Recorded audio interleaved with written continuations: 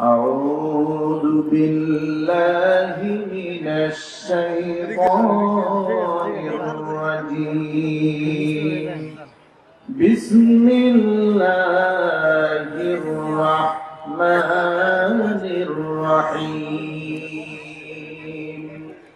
إن الله وملائكته يصلون على النبي يا أيها الذين آمنوا صلوا عليه وسلموا تسليما اللهم صل على محمد وعلى آل محمد كما صليت على إبراهيم وعلى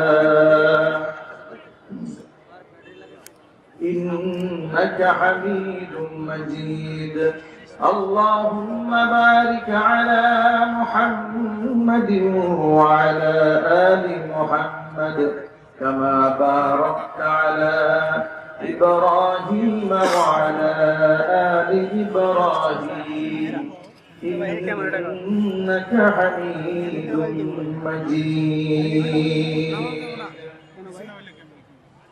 أيها المصلون الكرام يا مرحبا আমরা আল্লাহ সুবহানাহু ওয়া তাআলা দরবারে আলিশানের শুকরগুজার করছি আরেকবার, যিনি আমাদেরকে এই মহামারীর মধ্যে সুস্থতার নিয়ামত দান করেছেন। সুস্থতার নিয়ামত কি ছোট না বড়? আরো জোরে। নবী মুসা কালিমুল্লাহ আল্লাহ পাকের কাছে জানতে চেয়েছিলেন যে আল্লাহ, আমি যদি রব হতাম, তুমি যদি বান্দা হতে, তো তুমি আমার কাছে কি চাইতে?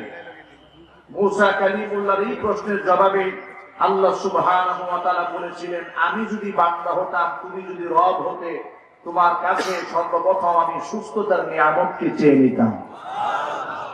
এই নিয়ামত আল্লাহ পাক আমাদেরকে দান করেছেন। অসুস্থ হওয়ার আগে মানুষ সুস্থতার নিয়ামতের কদর করে না। সময় হারিয়ে ফেলে ব্যস্ত হওয়ার আগ পর্যন্ত অবসর সময়ের মূল্যায়ন মানুষ করে না। এই জন্য 1000 বছর আগে বিশ্বনবী মুহাম্মদ রাসূলুল্লাহ সাল্লাল্লাহু আলাইহি ওয়াসাল্লাম বলেছেন, নি'মাতানি মাগবুনুন ফীহিমা কাসীরুন মিনান নাস আস-সিহহাতু ওয়াল ফারাগ। দুটি নিয়ামতের ব্যাপারে অধিকাংশ মানুষ গাফিল, উদাসীন। এই দুনিয়ামতের মধ্যে অনন্য নিয়ামত হচ্ছে সুস্থতার নিয়ামত, আরেকটি নিয়ামত হচ্ছে অবসর সময়ের নিয়ামত। যত মানুষ আমরা এখানে এসেছি, আমরা কি আল্লাহর কাছে করোনা থেকে বাঁচার জন্য সাহায্য চাইতে পারি না? জোরে বলেন না। আপনারা যে জমে জমে বসেছেন, কারো মুখে মাস্ক নাই, 2-1 জনের মুখে মাস্ক আছে, আপনাদের কি ভয় হচ্ছে না? ভয় হচ্ছে? কি বলেন আপনারা? মনে হচ্ছে যে করোনায় ধরবে, করোনায় মারবে। আমি দিল খুলে আজকে এই সম্মেলন থেকে ছোট্ট একটা মেসেজ আপনাদের কাছে দিতে চাই। যে মেসেজটি আমি করোনার পর থেকে মাহফিল শুরু করে প্রত্যেকটা মাহফিলে ঘুরে ঘুরে মানুষকে কথা বলছি, লা আদওয়া ওয়ালা তিয়ারা ওয়ালা হামাতা ওয়ালা সাফারা ফিল ইসলাম। ইসলামে সংক্রামক ব্যাধি বলতে কোনো রোগ নাই। ইসলামে সংক্রামক ব্যাধি বলতে কি নাই? আরো জোরে বলতে হবে। ইসলামে শুভ লক্ষণ, কুলক্ষণ বলতে কোনো আলামত নাই। আল্লাহ পাক যদি সুস্থতা দিতে চান, তো আল্লাহ পাক সুস্থ রাখতে পারেন। আর আল্লাহ যদি অসুস্থতা করতে চান, বিশ্বের সব মাস যদি আমার মুখের মধ্যে লাগিয়ে রাখি, এতেও আমি সুস্থ থাকতে পারবো না। এই বিশ্বাসটা কি সকলের অন্তঃকরণে আছে? কার কার এই বিশ্বাসটা আছে? আমি দুহাত দেখতে চাই। মাশাআল্লাহ, হাত নামান। আল্লাহ রাব্বুল আলামিন এই বিশ্বাসকে শুধুমাত্র জবানের স্বীকৃতি নয়, অন্তরের স্বীকৃতির সাথে আমাদেরকে আবদ্ধ করে নেওয়ার তৌফিক দান করেন। সকলের জোরে বলুন আল্লাহুম্মা আমিন।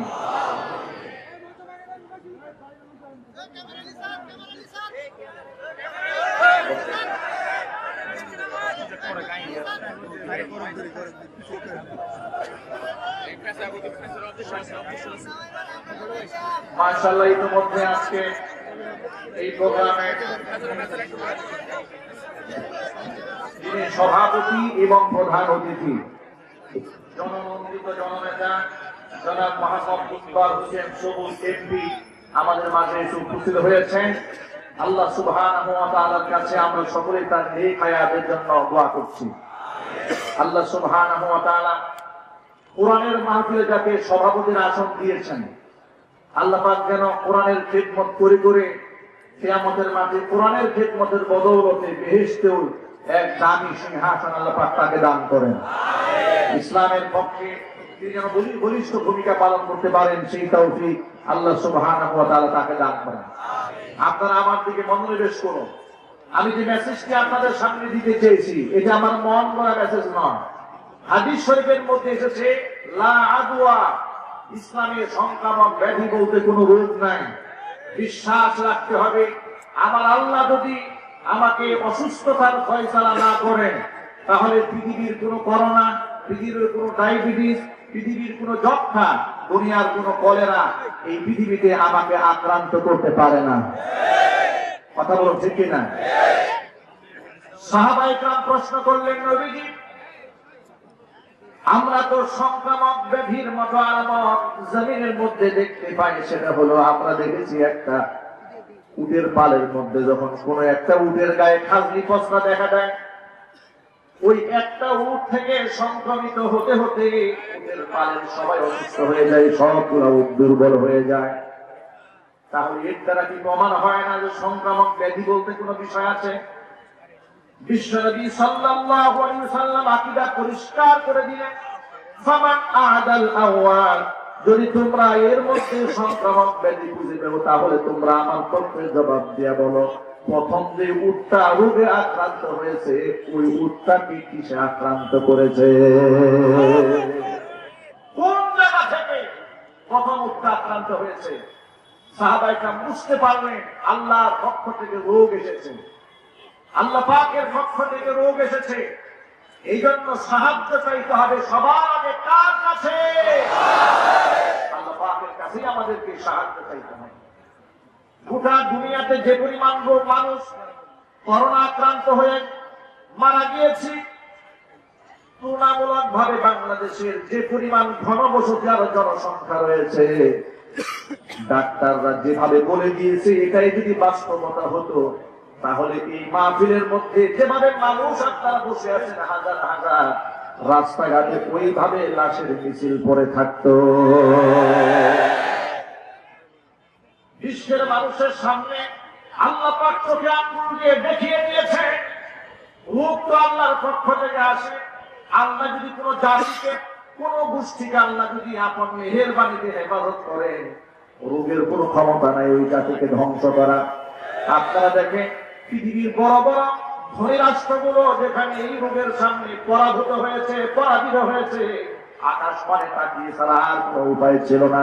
ইতালির প্রধানমন্ত্রী সর্বশেষ আকাশের দিকে তাকিয়ে বলেছে, ও আকাশের মালিক, এই জাতিকে তুমি যদি রক্ষা না করো আমার দ্বারা রক্ষা করা সম্ভব নয়। সেই তুলনায় বাংলাদেশের মানুষ এত মাহফুজ কেন? বাংলাদেশের মানুষকে আল্লাহ পাক এত ভালোবাসেন কেন? আমি তো আমার ছোট্ট গবেষণায় এভাবে বললে অবলোক হবে না। আমার এই স্বাধীনতার সার্বভৌমত্বের ছোট্ট বাংলাদেশী, যদিও আমরা দুনিয়ার বড় বড় ধনী রাষ্ট্রের চেয়ে অর্থ করি দিক থেকে আমরা অনেক নিচে আছি, কিন্তু আল্লাহ সুবহানাহু ওয়া তাআলা আমাদের ইমানি বোধ দিয়েছেন, নবী প্রেম দিয়েছেন, রাসূলের প্রতি যে ভালোবাসা আমাদের দিয়েছে, গোটা পৃথিবীর মধ্যে বাংলাদেশের মুসলমানকে দাঁড় করালে নবী প্রেমিকদের কাতারে বাংলাদেশের মুসলমান এক নম্বরে চলে যাবে।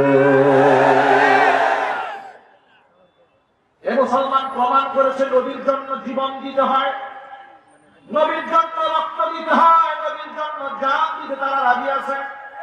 কথা বলুন ঠিক কিনা? গোটা দুনিয়ার মধ্যে যে জাতিগোষ্ঠী প্রমাণ করেছে সেই জাতিগোষ্ঠীর নাম হচ্ছে মুসলমান। শুধু তাই নয়, বাংলাদেশের মুসলমানদের উপর আল্লাহ সুবহানাহু ওয়া তাআলা রহম করার আরেকটা কারণ আমার কাছে মনে হয়, গোটা বাংলাদেশ যখন লকডাউন করে দেওয়া হয়েছিল, ওই সময় স্বরাষ্ট্রমন্ত্রীর সাথে পরামর্শ করে প্রধানমন্ত্রী কাছ থেকে পরামর্শ নিয়ে বাংলাদেশের সবগুলি কওমি মাদ্রাসাকে খুলে দেওয়া হয়েছে। এখনো পর্যন্ত স্কুল কলেজ ইউনিভার্সিটি খোলা হয়নি, কিন্তু মাদ্রাসা খুলে দেওয়া হয়েছে, যে মাদ্রাসার মধ্যে 24 ঘন্টা আল্লাহ পাকের কোরআন পড়ানো হয়। কথা বলুন ঠিক কিনা? মাদ্রাসা তো শুধু শিক্ষাঙ্গন নয়, মাদ্রাসার মধ্যে শুধু ইলম শেখানো হয় না, মাদ্রাসা তো একটা ইলমের মার্কাজ, এটা আমলেরও মার্কাজ। এর মধ্যে শুধুমাত্র ইলম থাকে আর আমল থাকে না, বিষয়টি এমন নয়। যদিও বাংলাদেশের কিছু কিছু জাহেলরা বলে মাদ্রাসার মধ্যে ইলম শেখানো হয় আর তাবলীগের মধ্যে আমল শেখানো হয়, এই বিশ্বাস যারা করতো তারাই এটা কি তারাই গোমরাহ। জোরে বলুন ঠিক কিনা? মাদ্রাসা যেমন ইলমের মার্কাজ, মাদ্রাসা তেমন ইবাদতের মার্কাজ। বিশ্বাস যদি না হয়, রাতের আধারে রাত্রি 3টা বাজে এই মর্মে মাদ্রাসায় চলে আসবেন। বাংলাদেশের প্রত্যেকটা কওমি মাদ্রাসা রাত 3টা 2:30 বাজে ঘুরে বেড়ায়, এমন কোন রাত নাই, একটা রাতও আপনি খুঁজে পাবেন না যেখানে দেখবেন না 2:30 বাজে 3টা বাজে ছাত্ররা তাহাজ্জুদের নামাজে সিজদায় পড়ে আছে, চোখের পানি ঝরছে, কোরআন তেলাওয়াত করছে। আমি নিজে হিফজখানার ছাত্র, কওমি মাদ্রাসার ছাত্র হয়ে আমি জানি এই কোরআনটা কোনো হাফেজের সিনার মধ্যে আল্লাহ পাক এমনি দান করেন না। অনেক ত্যাগের বিনিময়ে, অনেক কুরবানির বিনিময়ে সমবয়সী ছেলেরা যখন বিবাহের অনুষ্ঠানে যায়, পার্কে যায়, সিনেমায় যায়, যে বয়সে পিতা মাতার আদর স্নেহ পাওয়া দরকার, গালে মুখে চুমা খাওয়ার দরকার, বাবার কুলে বসে থাকার দরকার, সেই বয়সে আমরা কোরআন মুখস্থ করার জন্য হিজরত করে ঘর বাড়ি ছেড়ে দিয়েছি। কথা বলেন ঠিক কিনা? আজকে যারা কওমি মাদ্রাসার ছাত্রদের ব্যাপারে অমূলক কথাবার্তা বলেন, যারা গালিগালাজ করেন, রাষ্ট্রের বোঝা যারা মনে করেন, ছাত্রদের চরিত্র নিয়ে কথা বলেন, একটুখানি আয়নার নিজের চেহারাটা দেখুন। যে বয়সে আপনি পার্কে সময় কাটিয়েছেন, সিনেমায় কাটিয়েছেন, বিভিন্ন জায়গায় অপকর্ম করে সময় কাটিয়েছেন, রাত্রে ইয়াবাই মাদকের মধ্যে জোয়ার আড্ডায় সময় কাটিয়েছেন, ওই একই বয়সে মাদ্রাসার একটা সন্তান আল্লাহ পাকের কোরআন পড়ে পড়ে কোরআন তেলাওয়াত করে রাত দিন সময় কাটিয়ে দিয়েছে। এই জন্য আল্লাহ রাব্বুল আলামিন তাদের শান মান বাড়িয়ে দিয়েছেন। আল্লাহ সুবহানাহু ওয়া তাআলা তাদের মর্যাদা এত বাড়িয়ে দিয়েছেন। আল্লাহ পাক বলেন, وَمَن يُؤْتَ الْحِكْمَةَ فَقَدْ أُوتِيَ خَيْرًا كَثِيرًا। যাকে আল্লাহ পাক ইলম দান করেছেন, হিকমত দিয়েছেন, কোরআনের জ্ঞান তাকে দান করেছেন, ফাকাদ উতিয়া খায়রান কাসীরা, তাকে অসংখ্য কল্যাণ দান করা হয়েছে, অগণিত কল্যাণ দান করা হয়েছে। যদি বলেন সুবহানাল্লাহ। কোরআন হচ্ছে জ্ঞান ভান্ডার। এই জ্ঞান এত গভীরতা রয়েছে, এর পরিধি এতটা বিশাল, এতটা ব্যাপক। কোরআন এখানে জ্ঞান ভান্ডারের সেই পুঞ্জীভূত ভান্ডার যেখান থেকে দুনিয়া এবং আখিরাতের সমস্ত জ্ঞানের মূল ভান্ডার হচ্ছে আল্লাহ পাকের কোরআন। সুবহানাল্লাহ বলতে ইচ্ছে করলো না আপনাদের? প্রিয় যুবক ভাইরা আমার, এই জন্য ইলমের বড় মর্যাদা, ইলমকে এত প্রাধান্য দেওয়া হয়েছে। কেন এত প্রাধান্য দেওয়া হলো? তার কারণ হাসান বসরি রাহমাতুল্লাহি আলাইহি বলেন, ইলম হচ্ছে গাছের মতো, আর ইবাদত হচ্ছে সে গাছের ফসল। ইলম ছাড়া, গাছ ছাড়া যেমন ফসল আশা করা যায় না, হ্যাঁ আপনারা বলেন তো, গাছ ছাড়া কি ফলের কল্পনা করা যায়? সবাই বলে, গাছ ছাড়া কি ফলের কল্পনা করা যায়? গাছ ছাড়া যেভাবে ফলের কল্পনা করা যায় না, ইলম ছাড়া আমলের কল্পনা করা যায় না। এই জন্য নবী করিম সাল্লাল্লাহু আলাইহি সাল্লামকে আল্লাহ পাক ওহী প্রত্যাদেশ করে সর্বপ্রথম বলেছেন, ইকরা, হে নবী আপনি আগে পড়ুন। জোরে বলুন সুবহানাল্লাহ। গাছ ছাড়া যেমন ফলের আশা করা যায় না, অনুরূপভাবে ইলম ছাড়া আমল আশা করা যায় না। ইলম ছাড়া যদি কোনো ব্যক্তি আমল করতে যায়, পদে পদে ধাক্কা খাবে, ঘা খাবে, আঘাত প্রাপ্ত হবে, ঈমান বিনষ্ট হয়ে যাবে, আমল সব বিনষ্ট হয়ে যাবে, নিজের অজান্তে কুফরি করবে, বেদাত করবে, শিরক করবে, বুঝতেও পারবে না। কারণ হচ্ছে কোরআন মালিক আল্লাহ পাক বলেন, ওয়া যায়্যানা লাহুমুশ শাইতানু আ'মালাহুম যারা বিভ্রান্ত হয়ে যায় তাদের জন্য শয়তান খারাপ খারাপ কাজগুলোকে সাজিয়ে গুছিয়ে সুন্দর বানিয়ে দেয়। বাস্তব প্রমাণ গ্রহণ করে যে সমস্ত মহিলারা আজকে রাস্তাঘাটে গাহাপানা করে ঘুরে বেড়ায়, জিন্সের প্যান্ট পরে, টি শার্ট করে ঘুরে বেড়ায়, মাথার চুলগুলা উস্কো খুস্কো করে ঘুরে বেড়ায়, মাথার মধ্যে চুলের খোপা বানায় উঠা করে, উটের পিঠে যেমন কুচ থাকে কুচের মতো চুল খোপাকে করে উপর বানায় যায়, তারা মনে করে তারা হচ্ছে সমাজের স্মার্ট গার্ল। তারা মনে করে যে বুরকা পরে চলছে এরা হচ্ছে সেকেন্ড, এরা হচ্ছে অনাধুনিক। আর আমরা হচ্ছি আধুনিক থেকে অতি আধুনিক, আমরা স্মার্ট। জামা কাপড় আজকেও প্রথম আলো পত্রিকার মধ্যে আছে, অনলাইন প্রথম আলো পত্রিকাতে একজন মেয়ে একটা রিপোর্ট করেছে। সে মেয়েটা তার প্রতিভা তুলে ধরার চেষ্টা করছে। মেয়েটার অঙ্গভঙ্গিটা এত বিশ্রী যে ওটা দেখার মতো কোনো রুচি আমার ছিল না, শুধু পত্রিকার পাতা পড়তে গিয়ে তার রিপোর্ট পেলাম এবং সেখানে যে লেখা হয়েছে সেই লেখাগুলো কিছু করার চেষ্টা করলাম। অত্যন্ত প্রশংসা করে সেই মেয়ের ব্যাপারে লেখা হলো, এই মেয়ে ওয়েস্টার্ন কালচার, পশ্চিমা সংস্কৃতি লালন করে অনেক কিছু নিজের মধ্যে আনয়ন করে গায়ের মধ্যে জামা, এমন জামা যেটা না থাকলেও চলে, এমন জামা পরেছে, বিস্তৃত ভাবে কিছু অভিনয় দেখিয়েছে এবং সে নারী অনেক প্রশংসা কীর্তন করে তারা প্রমাণ করার চেষ্টা করেছে দেশ অনেক এগিয়ে যাচ্ছে। ভাইরা, এ দেখুন, একটা খারাপ কাজ, একটা বাজে কাজ। আমার মতো একজন মানুষ, একজন মুসলমান হয়ে যার দিকে আমি চোখ পুরাতে আমার লজ্জাবোধ হয়েছে, এতটুকু শরম লেগেছে আমার, কিন্তু যে কাজটা করছে তার কাছে শরম হচ্ছে না, তার কাছে বড় গৌরবের মনে হয়। কারণ কোরআন বলেছে,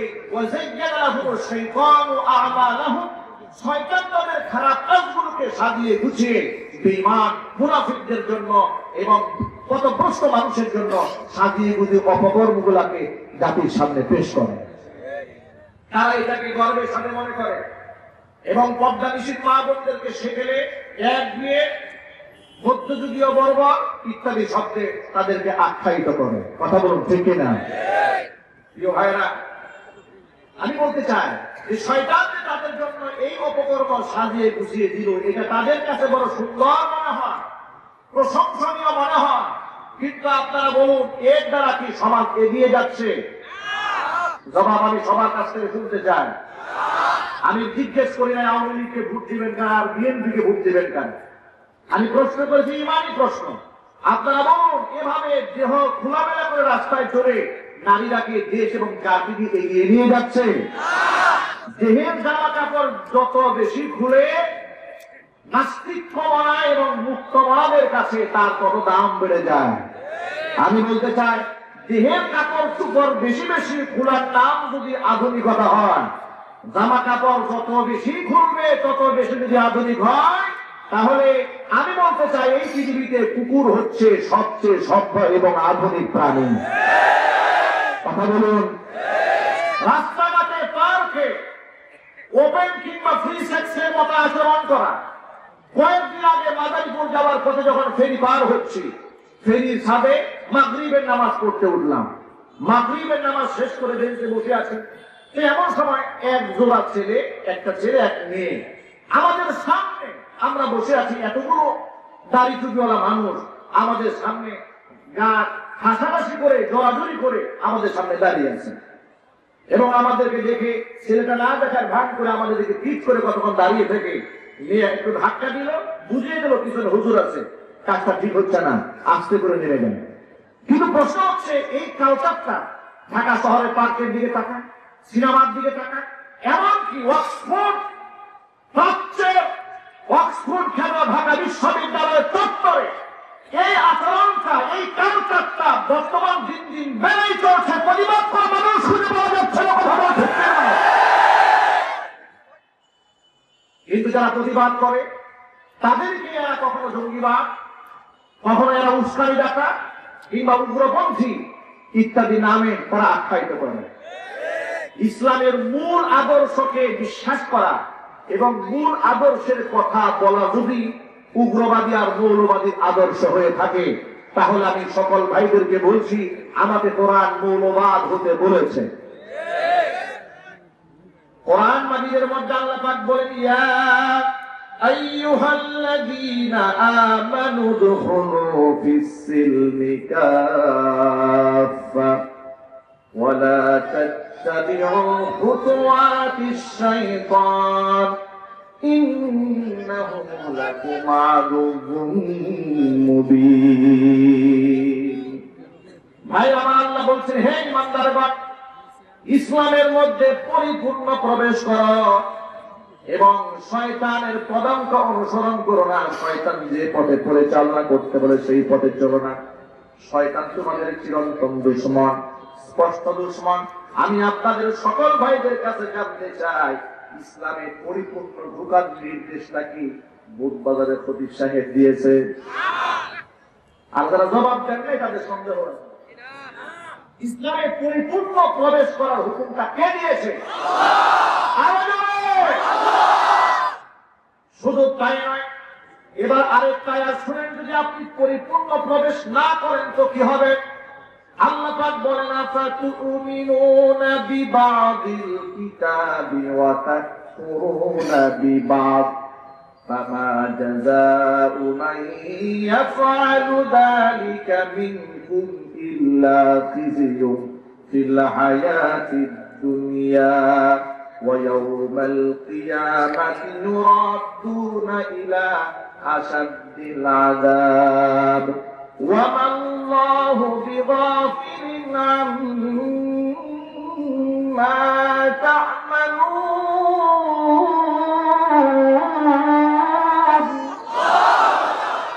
আল্লাহ পাক বলেন, ফাতুমিনুনা বিবাদিল কিতাবি ওয়া তাকফুরুনা বিবাদ।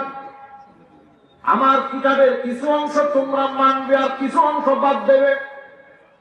এই যদি হয় তোমাদের অবস্থা, ফামা জাযাউ মান ইয়াফআলু যালিকা মিনকুম, তোমাদের মধ্য থেকে এই কাজটা যারা করবে, ইসলামের কিছু অংশ মানবার কিছু বাদ দিয়া দিবে, তাহলে তাদের অবস্থা হবে খিজিয়ুন ফিল হায়াতিদ দুনিয়া, তাদের জন্য দুনিয়ার মধ্যে লাঞ্ছনা আর যন্ত্রণা ছাড়া কিছুই হবে না। কিয়ামতের মাঠে কঠিন আযাবের সম্মুখীন হতে হবে। এই জন্য সকল ভাইদেরকে বলি, পরিপূর্ণ ইসলামের মধ্যে দাখিল হওয়ার নির্দেশটা তো আমার নয়। এখানে স্টেজে ওলামায়ে কেরাম আছেন, তাদের কারো নির্দেশ নয়, নির্দেশটা কার? আরো বলে, নির্দেশ যদি আল্লাহর হয়ে থাকে তাহলে বলেন, 5 ওয়াক্ত নামাজ পড়ার হুকুম কার? যাকাত দেওয়ার হুকুম কার? হজে যাওয়ার হুকুম কার? নারীদেরকে পর্দা করানোর হুকুম কার? তাহলে আপনি হাজী সাহেব হজ করে আসলেন, আল্লাহ পাকের এই হজের বিধান আপনি মানলেন, কিন্তু মেয়েকেও পর্দা করান না, স্ত্রীকেও পর্দা করালেন না। তাহলে কোরআনের এই আয়াত অনুযায়ী আপনি ইসলামের কিছু অংশ মানলেন আর কিছু অংশকে অস্বীকার করে বসে আছেন। বলে বলেন ঠিক কিনা? এই জন্য আপনাকে লাঞ্ছিত হতে হবে, আপনাকে অপমানিত হতে হবে, আপনার মেয়েকে ধর্ষিতা হতে হবে ইসলাম মান্য না করার কারণে। কথা বলতে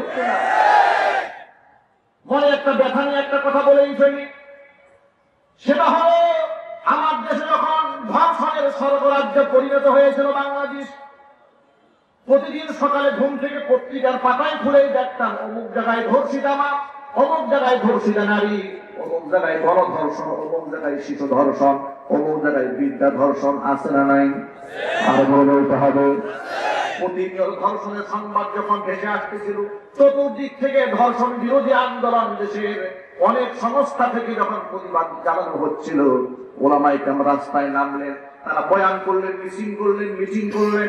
ধর্ষণের বিরুদ্ধে ফাঁসির রায় পর্যন্ত সরকারের কাছ থেকে আমরা আদায় করে দিয়েছি। সরকার দেশের অধিকাংশ মানুষের মাইন্ডেডকে শ্রদ্ধা করে ধর্ষণের সাজা ফাঁসি পর্যন্ত করে দিয়েছে।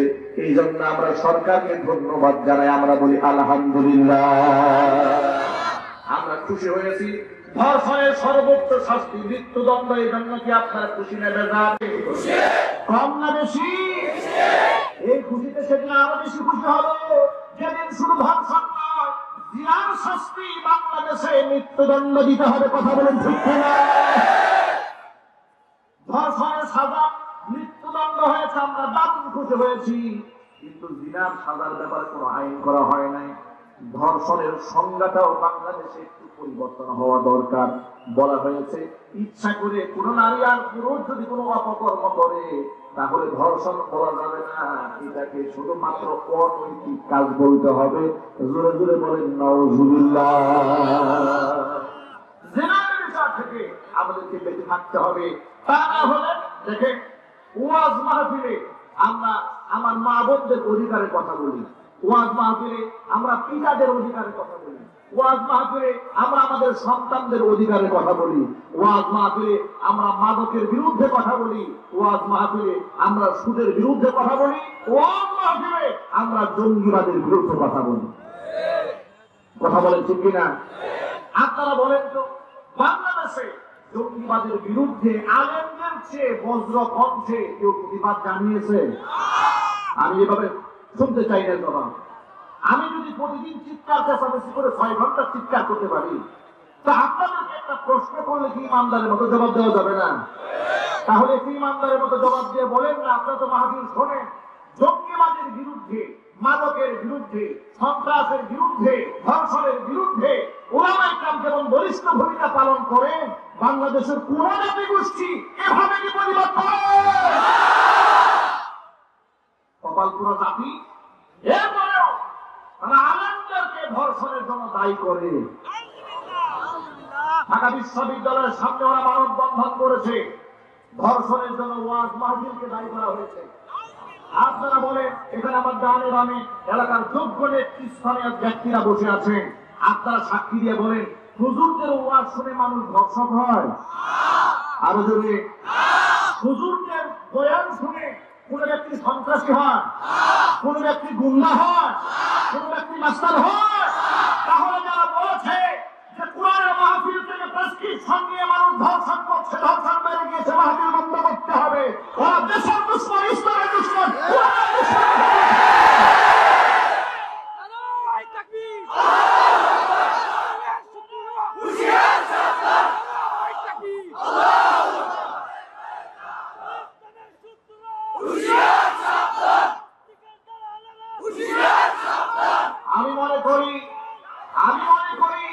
আমি মনে করি এদেশে কোরআন সুন্নাহর মাহফিল চলছে, মসজিদ চলছে, মাদ্রাসা চলছে, এবং সরকারও মসজিদ মাদ্রাসা খুলে দিয়েছে। বিশেষ করে কওমি মাদ্রাসার হিফজখানাকে শুরু থেকেই সরকার আপন তত্ত্বাবধানে খুলে দিয়েছে। এই জন্য সরকারকে আমরা সাধুবাদ জানাই, কোরআনের কথাগুলো ওপেন প্রচার করা, প্রসার করা, শিক্ষা গ্রহণ করা থেকে মানুষ যেন বঞ্চিত না হয় তার ব্যবস্থা করে দিয়েছেন। আলহামদুলিল্লাহ বলেন। সরকারের ভালো কাজের জন্য দোয়া করতে হবে, যাতে করে সরকার আরো ইসলামের পক্ষে কাজ করতে পারেন। আপনারা জানেন, বিগত অনেক সময় চেয়ে সরকার অনেক বেশি আলেম ভেসা। কথা বলেন না আপনারা? আরো জোরে। কওমি মাদ্রাসার সনদ যখন দেওয়া হয়েছিল, বাংলাদেশের সমস্ত বামপন্থীরা বিরোধিতা করেছিলেন, ভুলে গেছেন আপনারা? কিন্তু প্রধানমন্ত্রী যখন উদ্যোগ নিয়েই ফেলেছিলেন, তখন তার বিরুদ্ধে কথা বলার হিম্মত তাদের ছিল না। এই সনদের কারণে আলেমদের সাথে সরকারের একটা সুসম্পর্ক গড়ে ওঠে। আর তখন থেকেই ষড়যন্ত্রকারী মহল আলেমদের থেকে সরকারকে দূরে ঠেলে দেওয়ার জন্য সুকৌশলে তারা পায়তারা চালিয়ে যাচ্ছিল। এখন তারা সরকারকে আলেমদের মুখোমুখি দাঁড় করাবার জন্য ইসলামের মতো একটা তাওহীদ, কোরআন সুন্নাহর একটি বিশ্বাসগত বিষয়কে সরকারের সামনে ভুল মেসেজ দিয়ে জাতিকে আলেমদের থেকে, সরকারকে আলেম থেকে দূরে সরে দেওয়ার ষড়যন্ত্র চালাচ্ছে। আমরা সরকারের শত্রু নই, বরং এই সরকার সহ দেশের সমস্ত দায়িত্বশীলদের আমরা পরম বন্ধু। দেশ সুন্দরভাবে পরিচালিত হোক, এটা কি আমরা চাই না? আরো জোরে বলতে হবে, চাই না? এরপর আমাদেরকে আলেমদের ব্যাপারে একটা প্রশ্ন তোলা হয়েছে যে উলামায়ে কেরাম বঙ্গবন্ধুর বিরোধী। আমি আল্লাহর নামে কসম করে বলছি, আমাদের উপরে ইলজাম দেবেন না। বঙ্গবন্ধু হচ্ছে শুধু আওয়ামী লীগের সম্পদ নয়, এটা আমি বিশ্বাস করি। আমি একজন যুদ্ধাহত মুক্তিযোদ্ধার সন্তান হিসেবে আমি বিশ্বাস করি, টেকনাফ থেকে তেতুলিয়া, রূপসা থেকে কাঠুরিয়া পর্যন্ত বঙ্গবন্ধু সর্বদলের সমস্ত মানুষের জন্য আল্লাহ পাকের পক্ষ থেকে স্বাধীনতার অগ্রসেনানী নায়ক হিসেবে আল্লাহ দেওয়ার উপহার ছিলেন। যার নেতৃত্বে সোনার স্বাধীন বাংলাদেশ পেয়েছি, যিনি স্বাধীনতার স্থপতি বক্তব্য দিকে যিনি বলেছিলেন, রক্ত যখন দিয়েছি রক্ত আরো দেবো, এদেশকে মুক্ত করে ছাড়বো ইনশাআল্লাহ।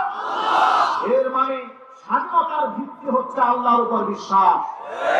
আমি কি বুঝাতে পেরেছি? স্বাধীনতার ভিত্তি কার উপর বিশ্বাস?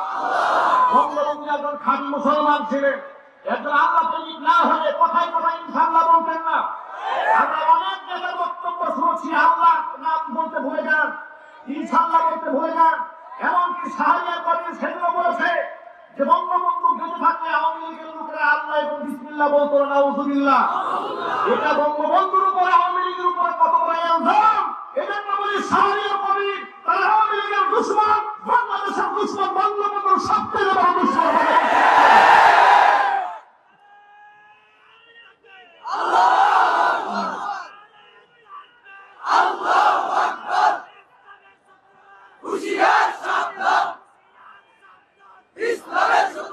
আমি মনে করি স্বাধীনতার স্থপতি প্রেসিডেন্ট মরহুম শেখ মুজিবুর রহমান বাংলাদেশের সমস্ত মানুষের সম্পদ।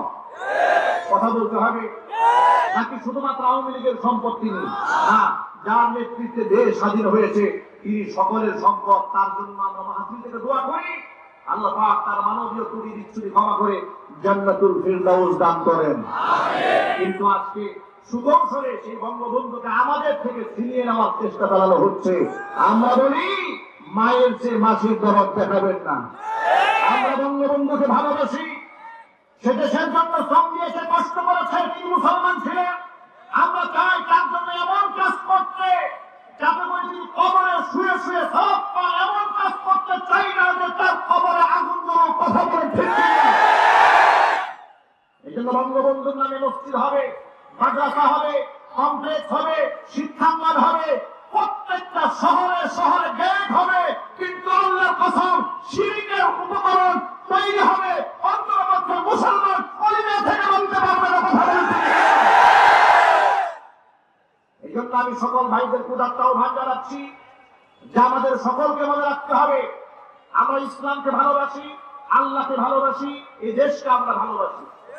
আমরা যেমন দেশের জন্য রক্ত দিয়েছি, আমরা ধর্মের জন্য রক্ত দিতে জানি। ইসলামের জন্য, এই দেশের জন্য যদি আবার কোন শকুনের খাবার বাংলার মাটিতে পড়ে, মুক্তিযুদ্ধের প্রথম মঞ্চে প্রথম সারিতে জীবন বাজি রেখে লড়াই করতে প্রস্তুত করার দুহাত দেখতে পায়।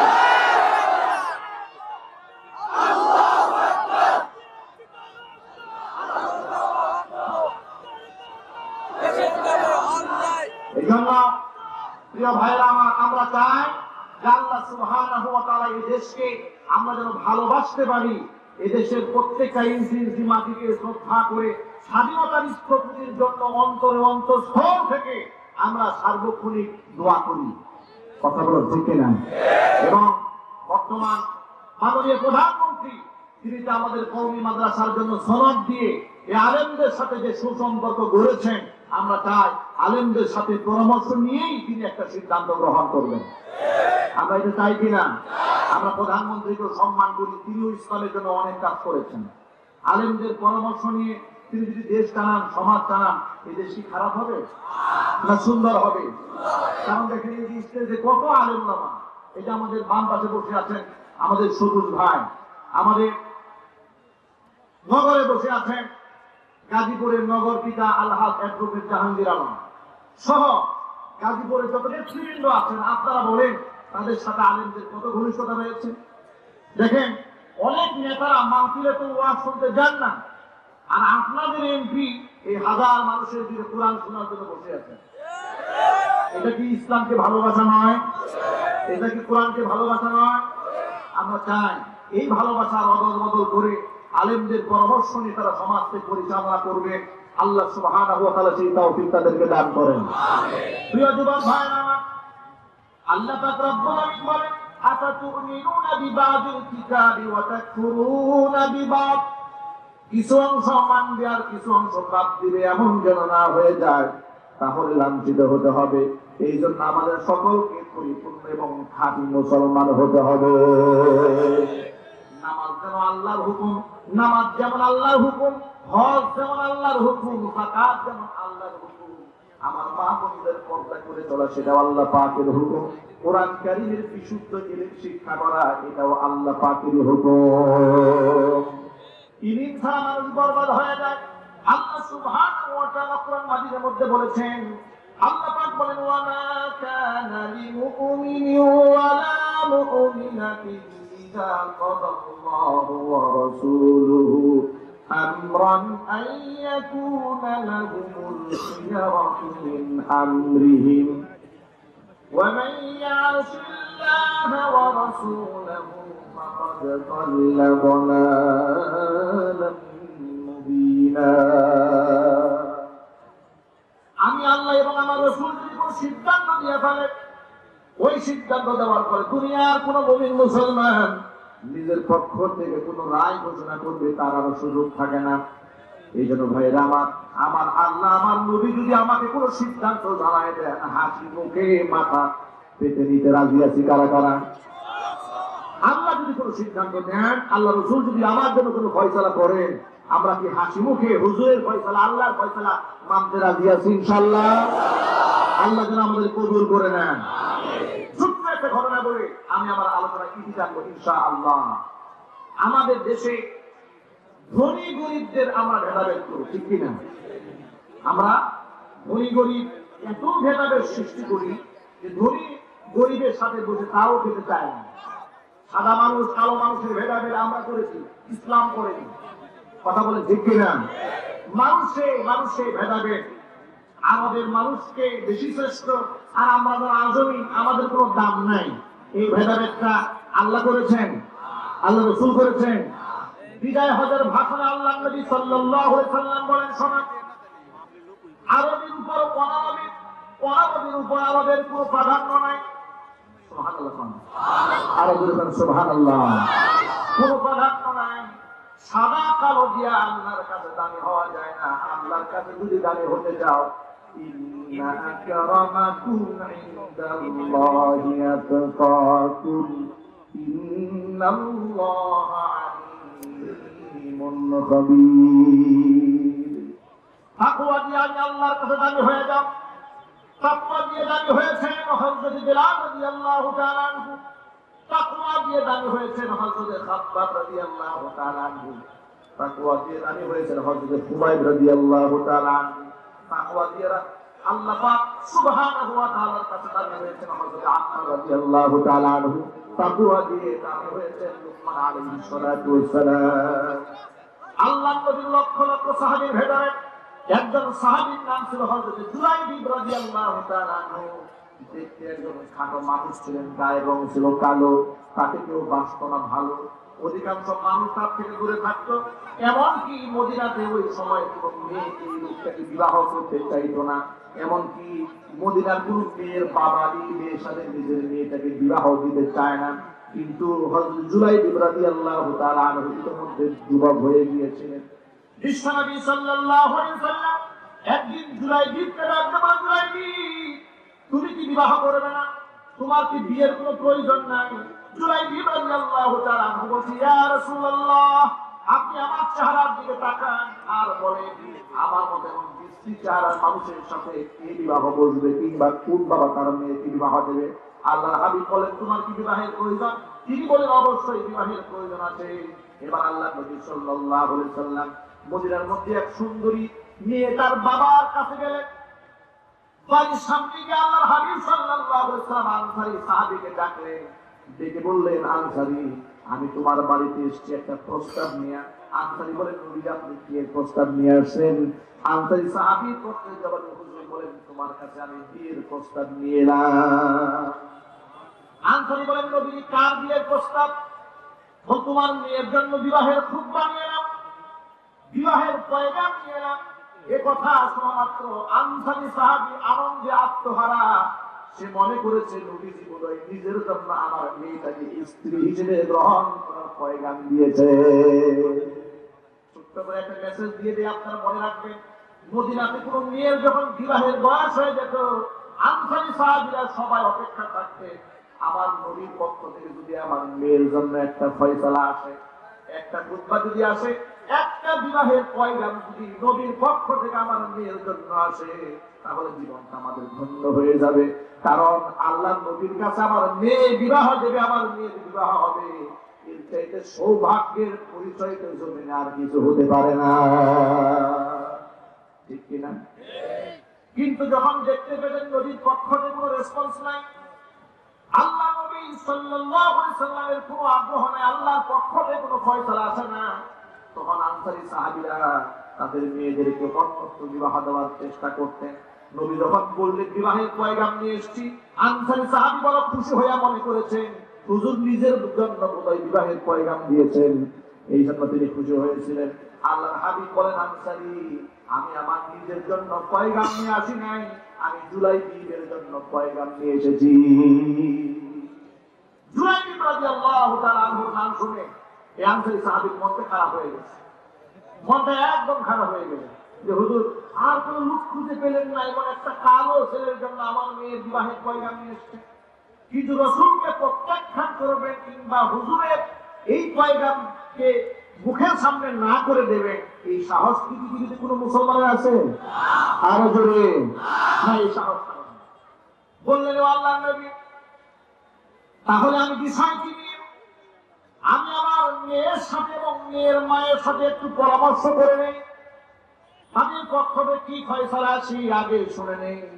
মেয়ের মায়ের কাছে যখন এই সাহাবী এই পয়গাম পেশ করেছেন, মেয়ের মা প্রথমত খুশি হয়েছে, মনে করেছে নবীর পক্ষ থেকে পয়গাম এসেছে।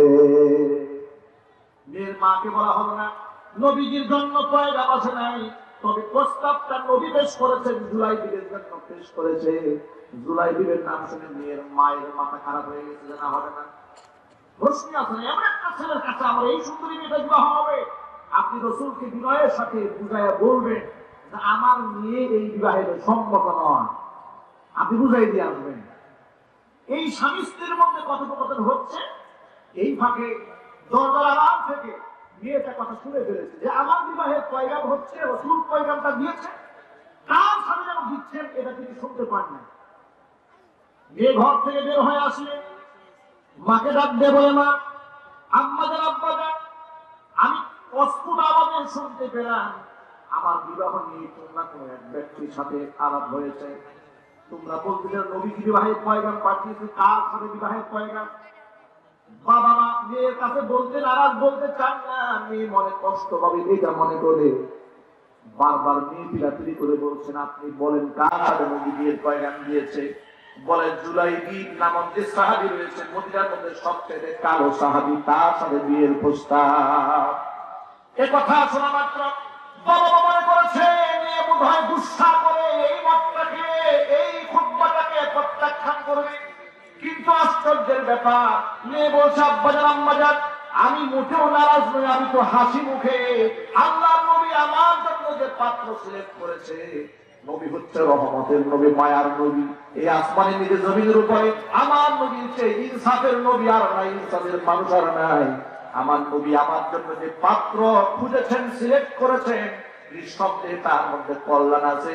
নবীর সিদ্ধান্ত আমি হাসি মুখে মেনে নিলাম। এরপরে তিনি কোরআন মাজিদের সূরা আহজাবের 36 নম্বর আয়াতটা তেলাওয়াত করে বাপ মাকে শোনায় দিলেন, وما كان لمؤمن ولا مؤمنة إذا قضى الله ورسوله أمرا أن يكون لهم الخيرة من أمرهم ومن يعص الله ورسوله فقد ضل ضلالا مبينا।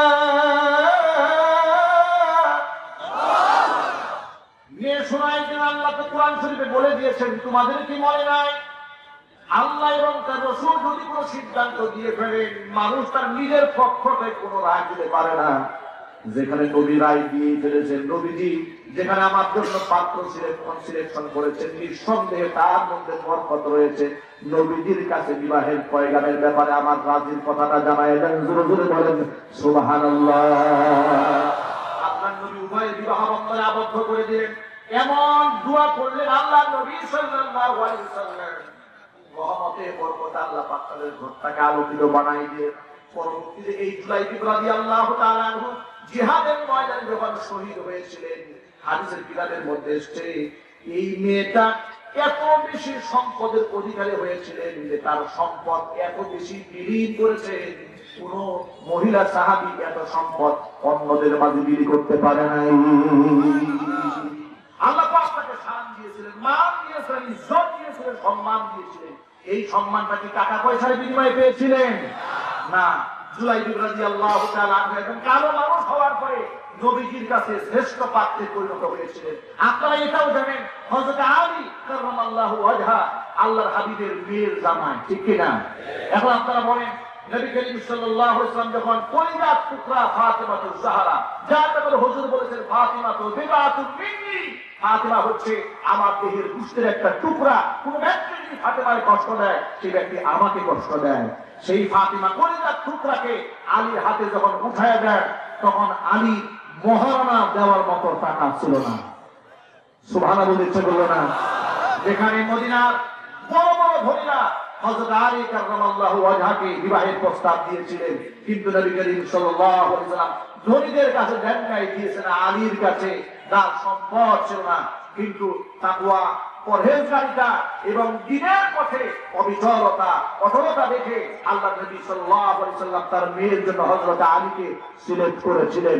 এইজন্য আমরাও বলতে চাই, যাদেরকে আল্লাহ সুবহানাহু ওয়া তাআলা ধন দিয়েছেন, সম্পদ দিয়েছেন, সুন্দরতা দিয়েছেন, তা আল্লাহ পাকের দরবারে শুকরগুজার করতে হবে। এগুলো নিয়ে কি অহংকার করা যাবে? যদি বলেন ক্ষমতা নিয়ে অহংকার করা যাবে, টাকা নিয়ে করা যাবে, ইলিম নিয়ে করা যাবে, বুদ্ধি নিয়ে করা যাবে, কোন কিছু নিয়ে অহংকার করা যাবে না, কারণ অহংকারের মালিক কে? আরো যদি বলেন ওয়ালাহুল কিবরিয়াউ মা ফিস সামাওয়াতি ওয়াল আরদ, আসমান জমিনের সমস্ত অহংকারের মালিক একমাত্র আল্লাহ সুবহানাহু ওয়া তাআলা। এজন্য আমাদেরকে অহংকার মুক্ত হয়ে তাকওয়া ভিত্তিক জীবন যাপন করে আল্লাহ পাকের গোলাম এবং দাস হয়ে আমরা আমাদের বাকি জীবনটা জমিনের মধ্যে কাটাতে চাই, যাতে করে খবরের মাটির যখন আমাকে প্রশ্ন করা হবে না রব্বুক, তোমার রবকে, আমরা যেন হাসি মুখে জবাব দিতে পারি।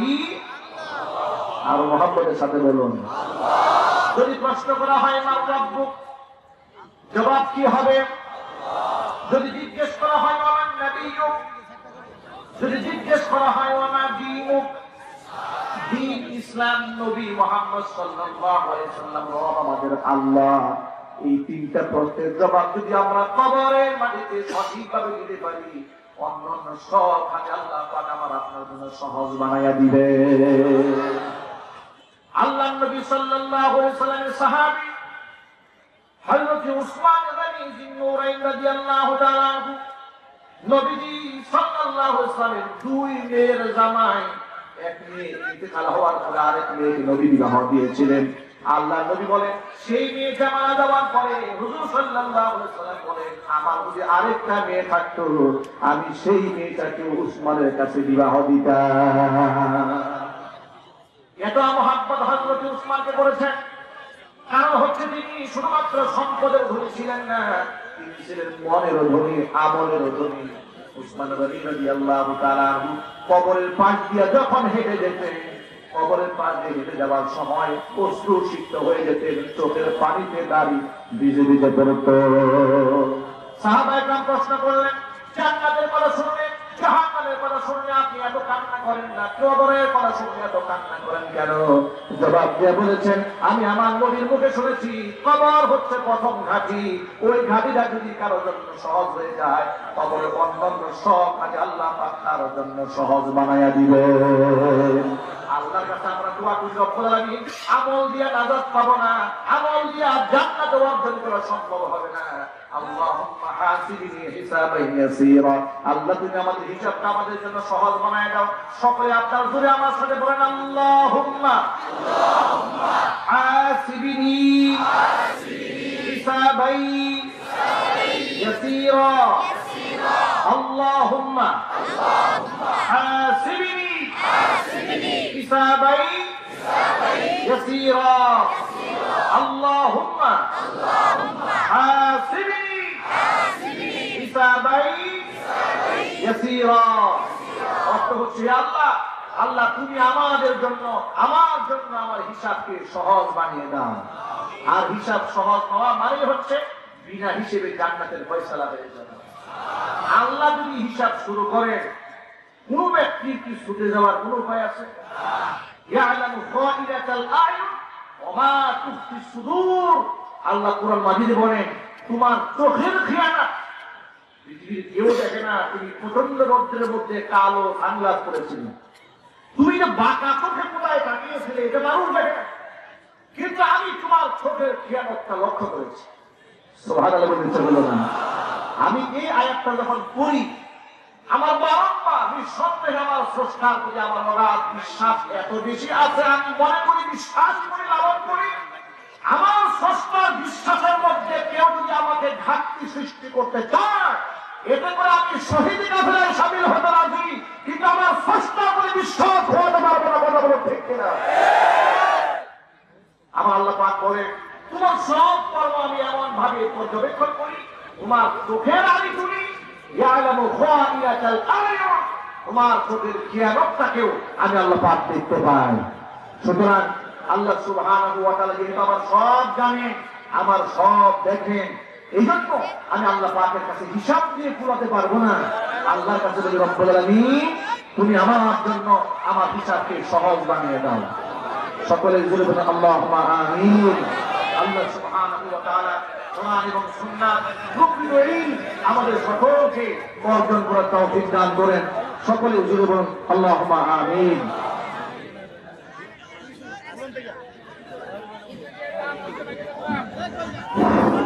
নারায়ে তাকবীর, নারায়ে তাকবীর। আমিরের আগমন,